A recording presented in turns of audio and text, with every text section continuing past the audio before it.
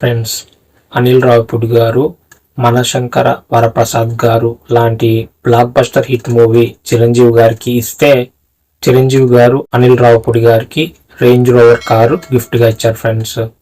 మనశంకర వరప్రసాద్ గారు మూవీ చిరంజీవి గారి కెరీర్లోనే అత్యధిక కలెక్షన్స్ సాధించిన సినిమాగా రికార్డ్ క్రియేట్ చేసింది ఫ్రెండ్స్.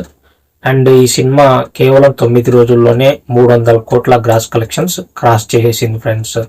ఏది ఏమైనప్పటికీ ఫ్రెండ్స్, ఈ కార్లను ఆ సినిమా తీసిన దర్శకులకు సినిమా హీరోలు గిఫ్ట్గా ఇవ్వడం అనేది మన తెలుగు ఫిల్మ్ ఇండస్ట్రీలో ఒక ట్రెండ్గా ఏర్పడబోతుందేమో అని నాకు అనిపిస్తుంది ఫ్రెండ్స్.